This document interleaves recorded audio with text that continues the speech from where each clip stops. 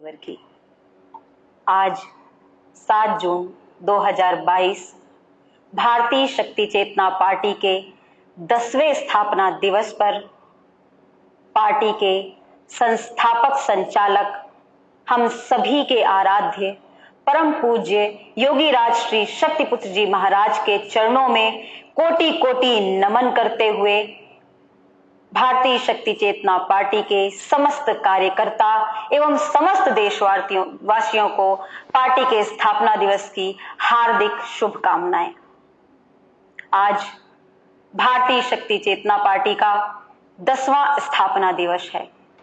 इन 9 सालों में भारतीय शक्ति चेतना पार्टी ने समाज में अनीति, अन्याय, अधर्म के खिलाफ जमकर आवाज उठाई है।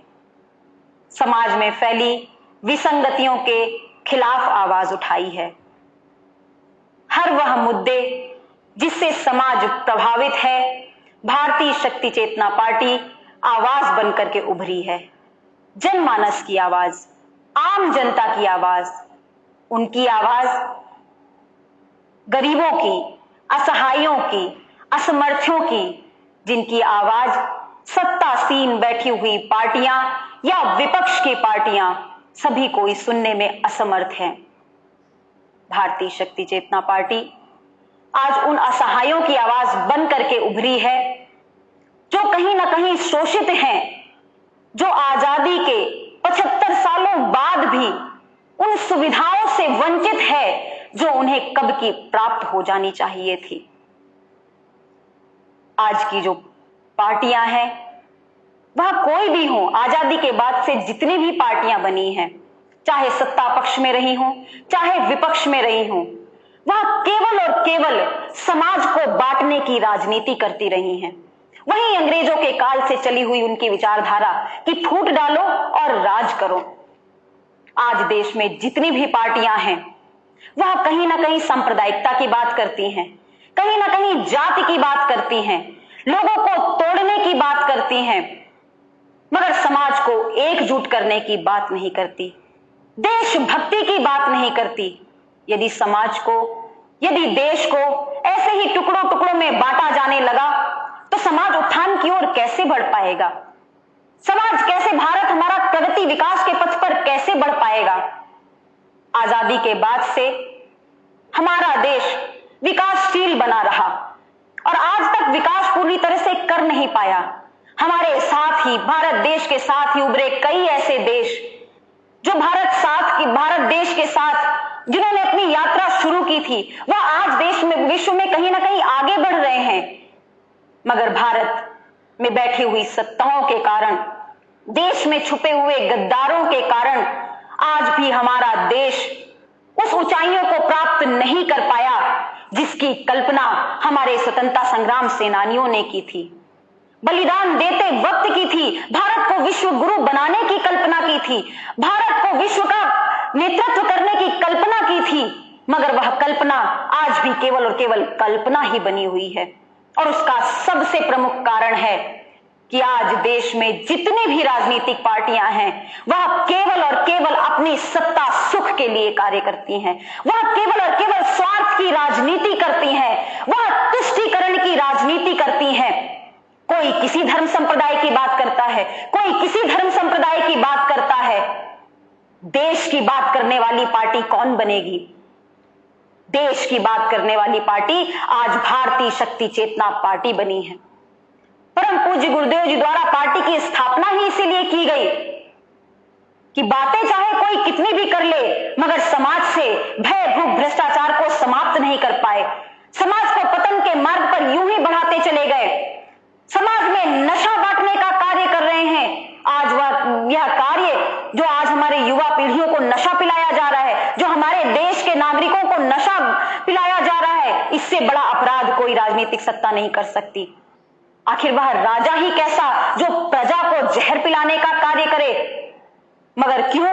क्योंकि अर्थ कमाना है, क्योंकि अपनी तिजोरियां भरनी है, क्योंकि पार्टियों में अपने आप को मजबूत बनाना है, अपनी पार्टी को मजबूत बनाना है। इसके लिए देश चाहे किसी भी मार्ग पर चला जाए, उनको इस चीज की परवाह नहीं होती। आज भारतीय शक्ति चेतना पार्टी की स्थापना की आवश्यकता भी इसीलिए पड़ी कि समाज में फैले भय, भूख, भ्रष्टाचार, अपराध, इन सभी का पुरजोर विरोध किया जा सके और समाज को एक स्वच्छ राजनीति दी जा सके। ऐसी राजनीति जिसकी कल्पना हमारे स्वतंत्रता संग्राम सेनानियों ने की थी, ऐसी राजनीति जो वास्तव में समाज को लाभ प्रदान कर सके, बंटवारे की राजनीति ना हो, एकता की राजनीति हो। ऐसी राजनीति नहीं जो लोगों को तोड़ने का कार्य करे, ऐसी राजनीति जो पूरे देश को एकजुट करके पूरे विश्व में प्रगति की ओर लेकर के आगे जाए।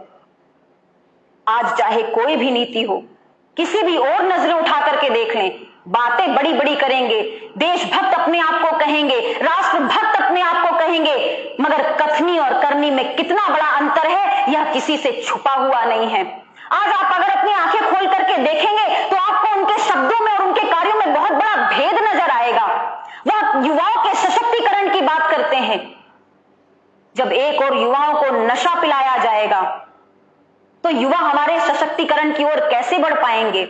बेरोजगारी बढ़ती चली जा रही है। पढ़े लिखे हमारे युवा भाई बहन आज बेरोजगारी की मार झेल रहे हैं। डिग्रियां बड़ी बड़ी हासिल करके आज घर में बैठे हुए हैं। क्यों? क्योंकि सरकार उनको रोजगार देने में असफल है। और सरकार ये रोजगार देने में असफल इसलिए है क्योंकि सरकार योजनाएं ला ही नहीं पा रही, सरकार वो योजनाओं को लागू कर ही नहीं पा रही। अरे भारत देश में तो छोटे छोटे कार्यों को भी हाथों हाथ लिया जाता है। किसी भी कार्य को छोटा या बड़ा नहीं माना गया। क्यों नहीं सरकार लघु उद्योगों का बढ़ावा देने का प्रयास करती जिससे हमारे युवाओं को रोजगार मिल सके? आज हमारे युवा यदि कार्य के लिए कार्य करना भी चाहें, उनके पास क्षमताएं भी हो, तो आज उनके क्षेत्र में कार्य करने के लिए कोई कार्य नहीं है। उन्हें अपना क्षेत्र छोड़ करके, अपना घर छोड़ करके, अपना प्रदेश छोड़ करके बड़े बड़े महानगरों की ओर, बड़े बड़े प्रदेशों की ओर भागना पड़ता है। क्यों नहीं सभी प्रदेशों को समान अधिकार प्राप्त होता? क्यों नहीं पूरे भारत का एक साथ समान रूप से विकास हो पा रहा? यह विकास इसीलिए नहीं हो पा रहा क्योंकि कहीं ना कहीं राज्य सरकारें भ्रष्ट हो चुकी हैं। आपसी खींचातान में, एक दूसरे पर गाली गलौज करने में, एक दूसरे पर टीका टिप्पणी करने पर इन राजनेताओं का 75% समय चला जाता है और थोड़ा बहुत जो समय जाता है वह समाज में अपने आप को स्थापित करने के लिए जाता है कि कहीं से भी कोई भी ऐसा राजनीतिक मुद्दा मिल जाए कि लोग मुझे पहचानने लग जाए। आए दिन समाज में हमारे युवा भाई बहन आत्महत्या की ओर बढ़ रहे हैं, हमारे किसान भाई बहन आत्महत्या की ओर बढ़ रहे हैं, मगर यह राज्य सरकारें हाथ पर हाथ धरे हुए बैठी रहती हैं। अपराध चरम सीमा पर बढ़ता चला जा रहा है। अपराध को रोकने में यह सरकारें असफल हो चुकी हैं। ऐसे कितने मुद्दे हैं जिन पर हमें आवाज उठाने की आवश्यकता है। आज हर गली मोहल्ले में एक ना एक अपराधी जन्म ले रहा है। वह निर्द्वंद हो चुका है, वह निर्भय होकर के समाज में गुंडागर्दी का कार्य करने का प्रयास कर रहा है, लोगों को भयभीत कर रहा है। आज कोई भी ऐसी घटना हो जाती है, यदि मीडिया में आ जाती है, पुलिस प्रशासन पूरी तरह से, राज्य सरकारें पूरी तरह से लग करके 24 घंटे के अंदर अपराधियों को पकड़ करके जेल की सलाखों के अंदर कर देती हैं। तो कोई ऐसा नहीं है कि यह कार्य किए नहीं जा सकते, ऐसा भी नहीं है कि यह अपराधियों को पकड़ा नहीं जा सकता, मगर जो मुद्दे उछल जाते हैं, जो मुद्दे मीडिया में आ जाते हैं, उन मुद्दों पर तो 24 घंटे के अंदर कार्रवाई हो जाती, मगर वह अपराध, वह मुद्दे जिन्हें लाइमलाइट नहीं मिल पाती, जिन्हें मीडिया का ध्यान आकर्षित नहीं हो पाता, उन मुद्दों का क्या? उन पर क्यों नहीं कार्रवाई होती?